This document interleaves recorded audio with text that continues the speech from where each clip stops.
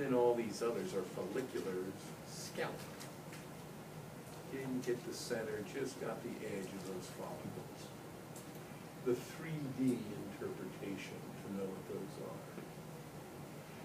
And then right next to this, looks like it's a different tissue, completely normal, storage thyroid or cold thyroid. We're now so much colloid, 3-4 months supply, that it squeezes those follicular cells down and look flat like squamosal cells. Doesn't hurt them. It says, yeah, everything's just sort of in a storage state. A month or two later, you start seeing the bubbles pop up. The cells are grabbing colloid and mobilizing thyroid hormone into the bloodstream. All right, good there. And then you've got thyroid, 30x scanning, very low mag, but you have to see this to identify this. Looks like a big Peyer's patch in the thyroid, so there's a parathyroid gland. So you just look at a little area that's so dense without any spaces, no follicles. These are adipose cells, fat cells there. And then is this individual getting on in years or so, 30, maybe starting to show some cells that are separating. So you're getting a little space around the nuclei. So you take a little area like this, kick it up another 200 times, and you got a change in the structure of those parathyroid cells. These look all normal, close together, but this one is spreading out. You know that as an oxyphil. I like you to be aware of them as sort of a remaining mystery in histology as to why is this happening, and yet there's no pathology to it whatsoever. It's a normal, what we call senescence, change with age, the middle age spread. You want to be aware of that cell within parathyroids, the oxyphils. And they're age-related. This looks like a 20-year-old's thyroid, a parathyroid here. And then get into your 50s, starts looking like this, where you have whole cords or lines of oxyphils.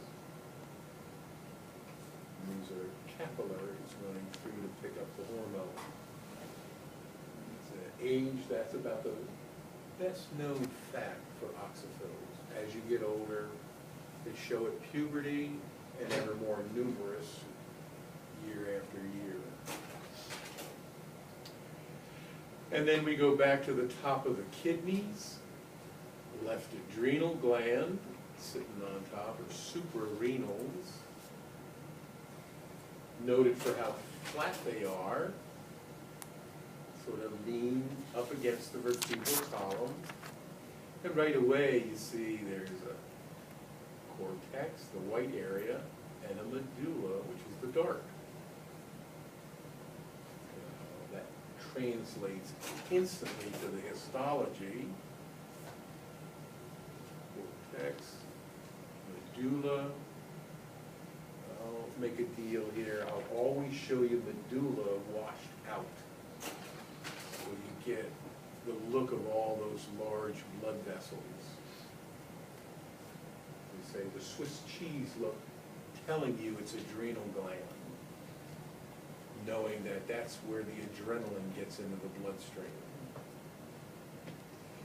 And so with the cortex, two zones that you need to know: little edge, little balls of cells mimicking the glomeruli of the nephron, corpuscles. So glomerulosa, percentage for humans, no more than 10% of the cortex. And then from here all the way to here looks like the liver, because it has sinuses. fasciculata, actually named for the lines of cells, fascicles. So human, vast majority is fasciculata, 85% minimum. And then a little zone at the interface, it just looks a little different under higher mag. Normally does the same thing as the fasciculata, so don't worry about that third zone.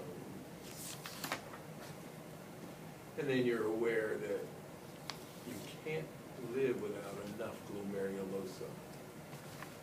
Your blood pressure falls to the point where you go into a coma. You gotta just that little edge. Everything else you can live without. And then you get into the medulla. Need to know the name of the cells that make the adrenaline. Chromaffin cells. So think chromium, and then they have an affinity for it. So it's a combined word, chromaffins. Odd name for the cells that make the adrenaline. Clustered right around those large blood vessels. You need it, get it into that circulation as quickly as possible. All right. Quickly, islet.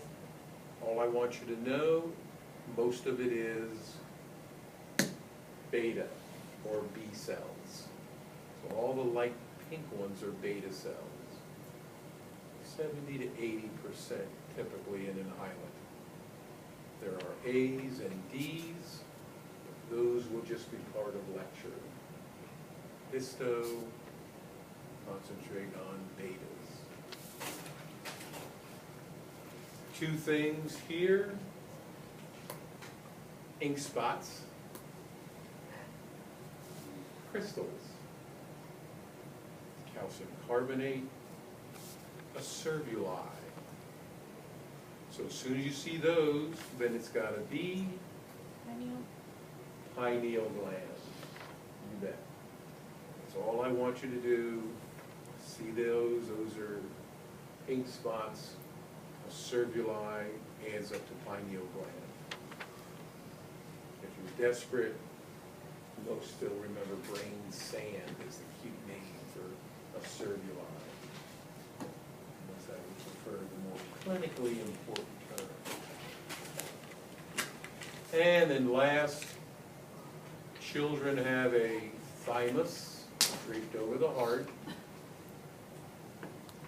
Really a gigantic Peyer's patch as far as how it looks, where you're getting your sense of cellular self or your immune system. And then it goes away after puberty, a little lump of fat in that vicinity. So you need a child specimen to really show this glandular blanket over the heart, the thymus. And then one other thing is another mystery for the thymus. Let's say these lymphocytes by the billions. And then in the light area, you get these pinkish spots. So you magnify on it, and it looks like it shouldn't be there. Little concentric ball of cells, sort of more epithelial than anything else. Pascals or thymic corpuscles. Still a question mark as to what's really going on to now establish cellular self relative to those corpuscles. Okay, that's all you need for thymus.